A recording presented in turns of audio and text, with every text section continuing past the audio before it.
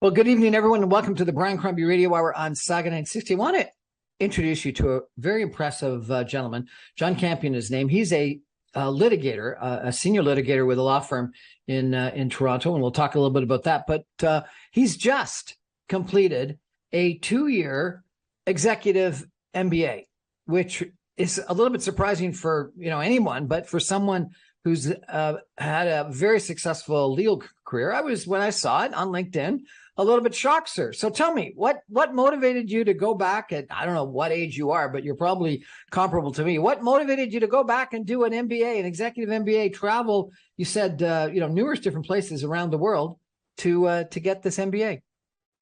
Well, I myself am a practicing lawyer, but I also am a teacher. I taught at both law schools in the city, and I was teaching a particular program on the difficulties that families with big money have when somebody dies and how that can translate out into problems. And I was teaching it at the business school, the Ivy Business School, and they said, did you want to take the program? Because my law was economic based and a lot of structural things, a lot of corporations and issues. And so I said, no, not with you, but I would like to take it at Rotman because it was more mathematical. And what I have realized is, and by the way, I'm older than every judge in Canada, to give you an idea as to what that age was, or is. The fact is that business has changed since I graduated in law 50 years ago. And while I've seen it operate, I haven't studied it. So what do I know about AI? What do I know about statistics? What do I know about the new governance rules? I had a fair understanding of. But the way in which corporate finance operates and the way in which banking finance operates around the world has changed dramatically, even in the last 5 years. And if I'm going to continue to give advice, in my view, I needed to be relevant, and I needed to have nuance, and I needed to be able to say to the people who were looking for my advice, look, I have an idea for some of this, and I can help you, or not, as the case may be. So you decided to go back for an MBA. So I went back for the MBA, and what happened was I had a multi-billion-dollar arbitration that I was starting in 2018, and I said, can I miss the first week, thinking that they would just say yes. And the school said no. So I had no choice. I committed to this big arbitration and went on for a very long time and dealt with 133 Indigenous native bands in Ontario. So it was a highly significant case for public reasons and other reasons for me. So away I went. And by the time I asked for a deferment, they gave it to me. And I found that they had this new program, which was 2 schools, 2 degrees, 1 Bocconi in Milan and 1 Rotman in Toronto. And it was done around the world. Well, for someone like me who travels the world anyway as a matter of business, this was an ideal opportunity. But it was very interesting because having taught at the university and having been involved in a number of the various committees that run the university, it was, as one of the vice presidents said, a very humbling experience to find yourself back as a student, where you're entirely in the hands of some person who is barely half your age. And that doesn't mean anything. These are very demanding programs, particularly in statistics, in which I had no background. So away I went, and you'd be amused, I got a call from the dean on the night before the course was to begin. He said, Mr. Campion, you haven't looked at any materials. We've seen you're not even on the site. Well, I couldn't get on the site. It was too complicated. The way it took me 8 people at my firm to get me onto the site just to figure it all out. And he said, and by the way, you've missed the first exam, which was a statistics exam pre the course. So while he was talking, I found my way onto it, did the exam, was multiple choice. I got 2 out of 10. It was just guesses, and away I went. And slowly but surely, I found my footing. I had help of my class. They were from 4 continents around the world. One woman from Kazakhstan who was a genius, she helped me on the mathematical side, and I helped my colleagues write stories about various and sundry things that might have come up in the various examinations. So the end result was, it was a breathtaking start. I hung in there, but then, of course, it wasn't 2 years, it was 3 years because of COVID. And we all insisted that we only wanted live programs. We did not want to do it online. I would not do this work online. So we had to wait a little bit, move and shift to and fro as the schools adjusted. And it turned out for the 42 students who were with this program, who just graduated from Rotman on Thursday, we graduated from Bocconi in July 1. It was a magnificent thing. And my student friends became family. Where is Bocconi, please? Bocconi is in Milan, and it is probably the leading, it's number 6 in the world as an economics university. And it does a lot of work that is in Europe.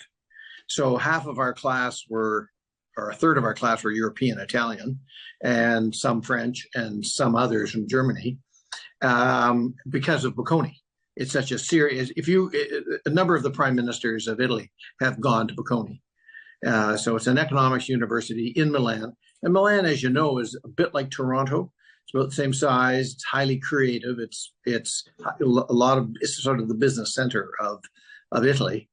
And it's northern in its style and in its close to mountains and skiing. So the same sort of 4 seasons that go there go in Toronto. So it's a surprising number of connections. And you might be interested to know that Toronto is the 3rd largest Italian city in the world after Rome and Milan. Really? That's fascinating. Did not know that.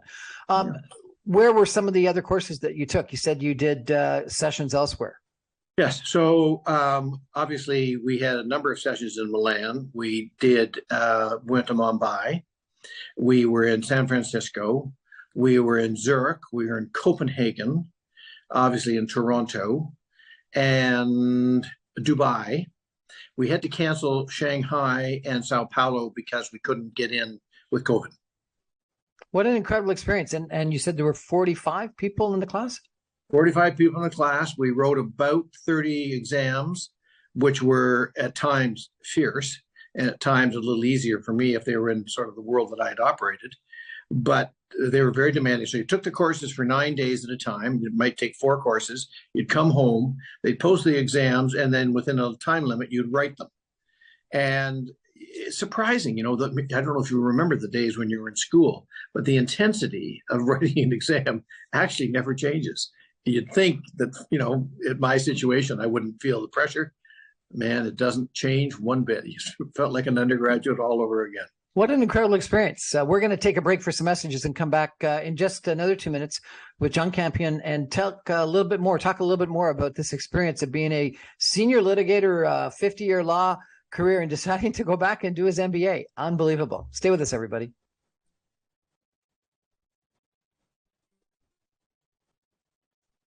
Welcome back, everyone, to the Brian Crombie Radio Hour on Saga 960. My guest tonight is John Campion, who has done what a lot of people dream of doing, but don't get the guts or think they can't find the time and go back to school as a mature student. I'll say mature rather than any other description that I could provide. Mature as they get before death. That's great. So you asked, you said I would know what it's like. I actually am doing my doctorate in business right now. And I'm traveling the world or have been traveling the world to go on some courses. So I know a little bit about the experience. And that's one of the reasons why I was so fascinated by it, because a lot of people, why are you doing it? So tell me a little bit about your day job. So I'm a barrister. I did the $10 billion BRIACS litigation. I did the United Nations oil for food investigation into the Iraqi-U.S. Concerns about funding the war against the U.S. I deregulated the natural gas industry in Canada. I've acted for 3 prime ministers. I ran 3 campaigns for the Liberals federally as the lawyer for the campaigns. I've acted in every province across the country. I've had a large array of public actions, sometimes for the Minister of Justice and sometimes in class actions. And I've been chair of the largest law firm in Canada, head of that litigation department. It's a firm called Faskins, where I was for 45 years, and taught and written and published on a number of areas in the legal perspective. And there we go. That's my After career. all that, why go back for an MBA? So, two things. Number one, we have a lot of information and not always a lot of context. And absorbing too much information without context is actually unsatisfying. Secondly, I really wanted to know what AI was, not just as a casual piece, but as what was it actually doing? We have so many stories about what people think it is, and it's not. It's a narrow compass, not a broad compass. It isn't taking over anybody's world. And so I needed to understand that in order to understand where business, and for that matter, mankind was going. We hear that AI will take down any number of 40% of the jobs presently existing today. And I needed to know what companies were doing, why they were doing it. I'm very concerned about governance of corporations, the way we turned our global enterprise into a method of cutting down good paying jobs and sending them overseas led to huge problems in North America and ultimately led to some of the horrible problems that we faced in 2008 when less regulation meant people were careless about what they were describing as investments and selling as investments, and literally almost brought the world down and almost brought capitalism down. Well, we have a responsibility to see if we can make it better. Well, you can't make it better from the outside. You have to be on the inside. And the whole notion of ESB governance, for instance, is a wonderful opportunity with this crowd, and we dealt with it. How corporations look at the world now, how banking looks at the world, how financing looks at the world, all of those contextual pieces fit into my world, but I needed a broader base. And I just started, and once I started, as you will know, you don't want to not finish that PhD. Well, I didn't want to not finish the MBA. And did you get that from your studies? Did you get that? Oh, I did in AI. In Aces and Spades. There's a wonderful program at U of T at the business school called the Creative Destruction Lab, which has got Agarwal and Gans and one other character who have set it up and run it. They published a book, and they've published a second book on AI. And they're economists, and what they do is they simplify, in the way economists can, great amounts of detail so you can comprehend what it is they're doing and give you a sense that it's manageable. Any person can do it. So this book by Agarwal and Gans on prediction machines, and that new one, I'm going to see them next week. I didn't even have to take the course, but I took it during COVID because that was one of the ones I did online, and it gave me a lot of what I was looking for. But what interesting happened was that I learned how to reorganize a factory in mathematical terms to make an old factory, which was inefficient and run badly and dangerous, into something better. Well, you think, what in heaven's name would you care about that for? Well, after we had gone to visit the Maserati plant, one of the best in the world in Turin, we came back to the corporate finance class in Milan, and a great big beefy guy was there to talk to us. He had a company that earns 120 billion euro a year in profit. That means he, running that company, was one of the 10 most powerful people in the world, including politicians. And he happened to be head, and he gave us 2.5 hours to cross-examine him on his plans, on his company, on what mistakes he'd made, and he answered everything openly. What an opportunity to do it. He's head of Volkswagen, which owns Audi, which used to own Porsche, and he was making a 230 billion euro bet. And we got to talk about it, cross-examine as if he was one of the students. What was the bet? And you look on? at that and you think, you can't get that kind of opportunity anywhere in the world. You can't get it. What was the bet on? Go electric or wait for hydrogen. And he went electric. And do you think it's the right decision? It was the only decision because hydrogen is not yet ready for mass marketing. But if I were having it, I'd go with hydrogen because you still got to have a source of the electricity, right? Yeah. You got to burn something to make it, or find it running over a cliff. And we're running out of lithium. And we're running out of lithium.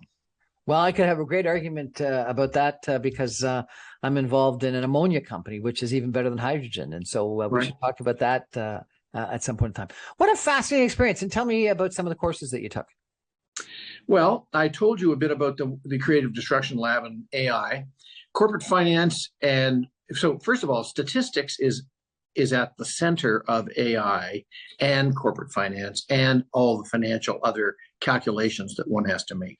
So statistics, while it was brutal to do because it was first up and I had to struggle to even get going. And I had one problem, and that was that my friends could use Excel. I couldn't. And once I learned how to do it, I couldn't do it fast enough. So I was still using a calculator and a slide rule. And I would do 200 calculations while they just pressed a button and got it out. But I knew how they worked. So anyway, that was just an amusing sideline. So the whole notion of governance, I really enjoyed immensely as corporations struggle to become socially relevant. I'm not sure that they've got the right handle on it because to do these projects, which are socially useful, in my view, the ultimate responsibility for corporations are to the shareholders for value. And if you start spending corporate money on social programs, what's the limit? Well, there isn't one. So my view is that any project that's going to be put forward as an ESB project has to be ones that meets the profitability targets of the company. So say a hurdle rate's 20%, it has to earn more than that. And if it doesn't, it's then just a giveaway. Well, that's not the way in which the corporations should be doing it. Where they should be spending their money is on the social side. And that is employment and good jobs and high-paying jobs with pensions. That's where they should be saying, look, we can make a better world rather than driving down the lowest common denominator in pricing by sending work elsewhere. We can do both. And we've got to have responsibility in the communities in which we operate. So I feel very strongly that they're ignoring the main problem that led to 2008 and the huge dissatisfaction with capitalism by workers across the globe. Just driving the wages down where you've got good value and you should be paying for it, bad idea. And that's where the social side should be. Be interesting to talk to you about the prospects of a recession. So I actually started the DBA that I was telling you about during the economic Great Recession a decade ago, and studying that and the impacts of that in corporate finance and in business, government, and international economy really has been fascinating. As you talk to people internationally around the world, as you did this course, and you obviously came to this opinion that maybe what we're trying to do is solve some of our productivity problems on the backs of labor. And you talked about the social factor that you just talked about.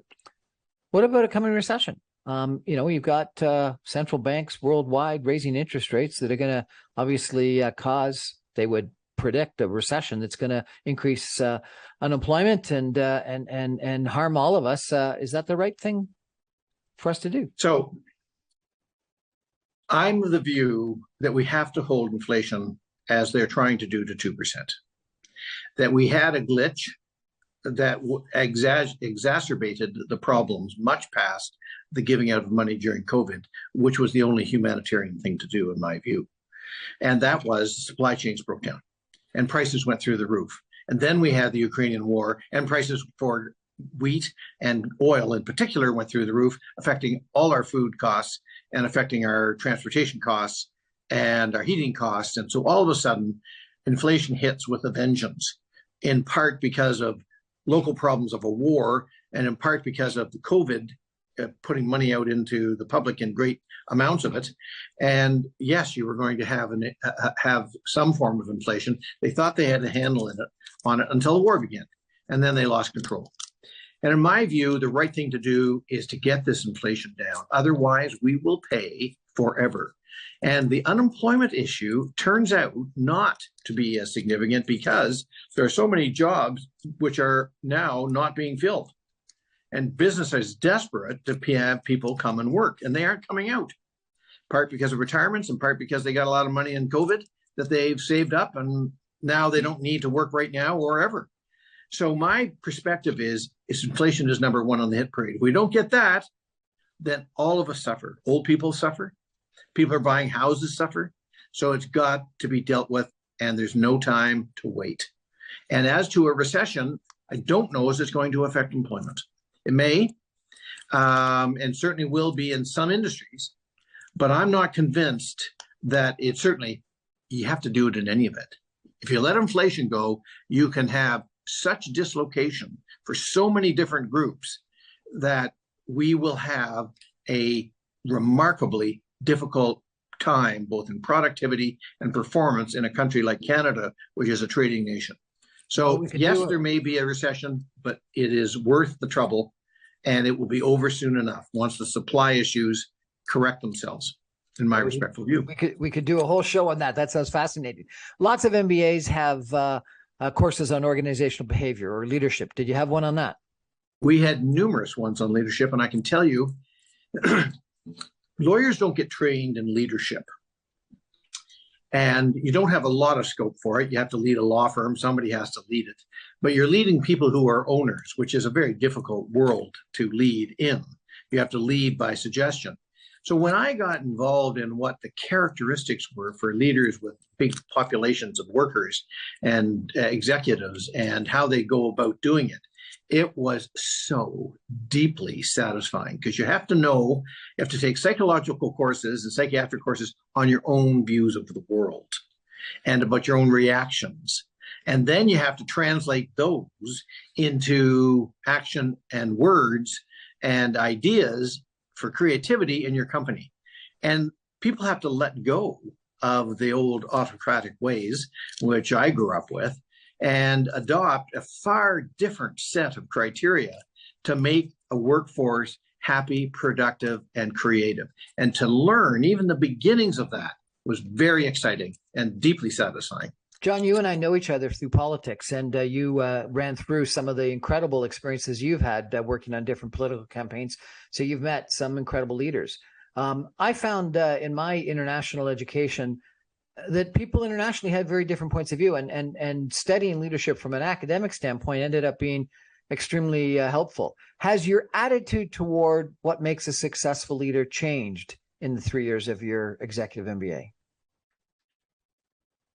I would say dramatically in a couple of ways. Number one, the tolerance that we have developed in Canada, because we had the French fact from the very beginning of our nation, and the adjustments that we had to make in my lifetime from the 1950s forward, allowed us to become a slightly more tolerant nation. And with that tolerance, we have learned to take on different cultures. Well, when I realized that if you're leading a big international company like Volkswagen, the whole notion of leading a group of people who come from different backgrounds and different ethnicities and different religions and different countries was extremely interesting for me to try and put all those pieces together and form a partial leadership view. And one of the things that really struck me, so I had a professor called Frank Iacobucci, who went on to become the president of the university and a Supreme Court of Canada judge, and another one, David Johnson, who went on to become head of McGill and then obviously Governor General. And both these, I call them the Gold Dust twins in an article that I mentioned them on. And they had to have some high level of ambition to get to where they got. They never showed it. I just saw Frank the other night. He published a book, and he wrote a beautiful note. It was all about me, not about him. And if I go down the street and I see David Johnson, he'll say, "Give me a hug." This is our former Governor General. These people are warm and nice, and I've never seen an item of ambition in their conduct, even though they had to be to get to where they got. So what I learned in the leadership piece can be translated through these two men and others. You can take on the lady who used to be head of the IMF and other people internationally around the world, women in particular, who I like to give examples of, because the leadership piece is very much how steady and secure you are within yourself. And you have to have very strong values, and you can never let them slip away for convenience. And so it's that in the leadership thing, which is sort of confirmed in one way, but we learn techniques to manage it on the other. And that was a thrill. What an incredible experience. Tell me, what's your advice to people on lifetime education, lifelong learning, going back for a second crack at a master's or something like that? So I want to give you one thing that I wanted to just say to you, which I thought was so important. So I'm now in second year university at the University of Western Ontario, and a man who was head of the Canada Council became president of University College where I was. His name was Truman. And Mr. Truman quoted in the speech to the young newcomers into the university from Bacon's essay on scholarship. And he talked about 4 a.m. valor, which is a scholarship notion that when you're coming down and you just want to cut it off, you've got to carry on through that 4 a.m. to complete it and be honest and honorable in the writing and the doing of it. Well, lifelong learning is not just lifelong sitting as a student, but lifelong teaching.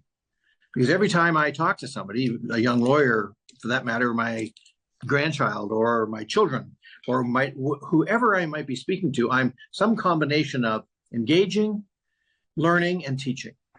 So lifelong learning happens anyway.